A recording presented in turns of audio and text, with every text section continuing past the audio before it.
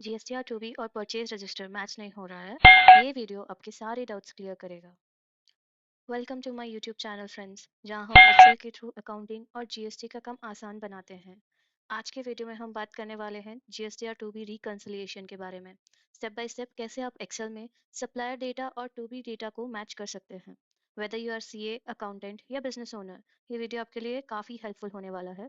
सो बिना time waste किए Excel sheet open करते हैं और रिकंसिलिएशन प्रोसेस स्टार्ट करते हैं।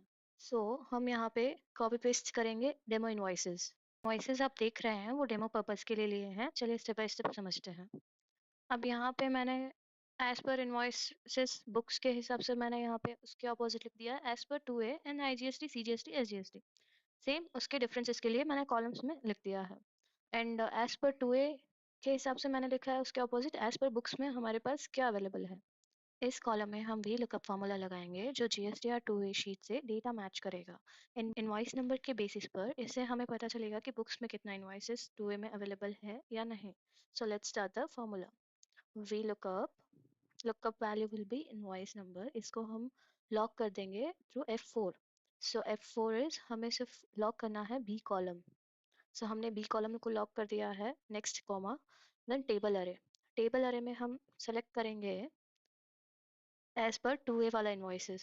सो उसको हमने सेलेक्ट करके हमने उसको पूरा लॉक कर दिया है क्योंकि हमें सिर्फ उसी टेबल में से डेटा चाहिए।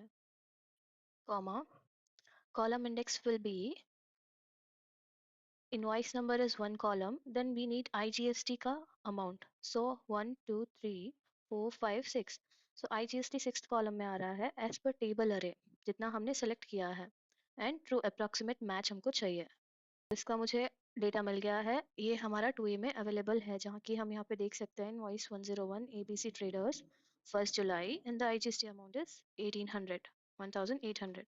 सेम हम क्या करेंगे, हम यहाँ पे IGST का कॉलम सेलेक्ट करके SGST तक कंट्रोल R करेंगे। So that formula will be copy paste. यहाँ पे हमें CGST का डेटा चाहिए तो हमें सेवेंथ कॉलम का डेटा चाहिए। एज पर 2A में ये सेवेंथ कॉलम में आ रहा है तो हम यहाँ पे 7 लिखेंगे। सेम फॉर SGST के लिए हम यहाँ पे 8 लिखेंगे। ये हो गया हमारा फॉर्मूला डन। अब इसमें हम क्या करेंगे, control D and you can do copy paste also. So इधर हमें जितना डेटा मिला है यहाँ पे हम करेंगे is equal to as per books data minus जो हमने फॉर्मूला देके हमने एज पर 2A का डेटा लिया है। एज पर 2A डेटा हमको उसको माइनस करेंगे। So will do control R and control D। मुझे आ रहा है इसमें डिफरेंस। सो हम इसको मार्क कर देंगे, जहां जहां हमें डिफरेंस आ रहा है उसको हम मार्क कर देंगे। सेम फॉर्मूला फिर हम यहाँ पे लगाएंगे एज पर बुक्स। यहाँ पे हम लेंगे बुक्स का डेटा। सो हम इधर क्या करेंगे, ये दोनों सेम हैं। अगर मैं अलग शीट में पेस्ट कर देता मुझे उधर जाके सेलेक्ट करना पड़ेगा। क्योंकि ये दोनों मैंने सेम ही शीट में लिया है तो मैं इसको क्या करूँगी, मैं इस टेबल को यहाँ पे ले लूँगी, यहाँ पे सेलेक्ट कर दूंगी। तो ये मुझे बुक्स का डेटा देगा क्योंकि ये दोनों सेम ही है। इसके लिए मैं टेबल को जस्ट शिफ्ट कर रही हूँ। सो सेम प्रोसेस रहेगा, कंट्रोल R कंट्रोल D। जहाँ पे हमें CGST SGST के लिए जस्ट कॉलम्स का डेटा चेंज करना है। Control R control D। Same हम यहाँ पे डिफरेंस के लिए कॉपी पेस्ट फॉर्मूला कर देंगे।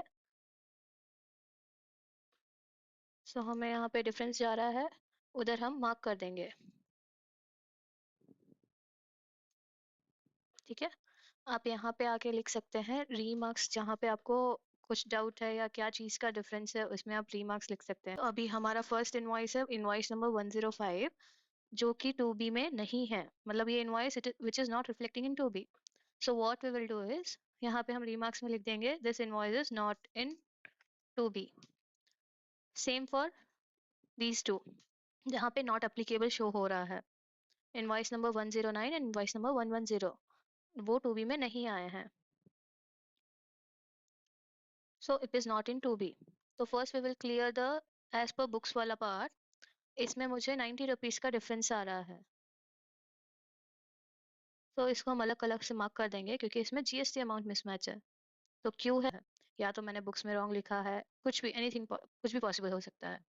यहाँ पे भी हम रेड मार्क कर देंगे क्योंकि यहाँ पे हमें जीएसटी अमाउंट मिसमैच आ रहा है, और ये इनवॉइसेस नॉट इन बुक्स हो जाएगा, नॉट इन बुक्स।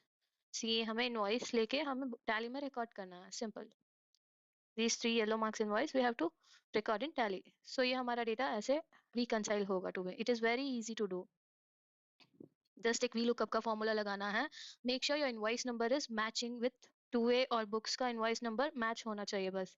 उससे अब सारा डेटा आपका बहुत इजी हो जाएगा टू वे रिकंसिलेशन करने के लिए। से आप सिंपल VLOOKUP का यूज करके अपना बुक्स और GSTR टू ए का रिकंसिलेशन कर सकते हो। ये मेथड एक्यूरेट है और बहुत टाइम सेविंग भी। अगर आपको वीडियो पसंद आया हो तो प्लीज लाइक, शेयर और सब्सक्राइब करना ना भूलें।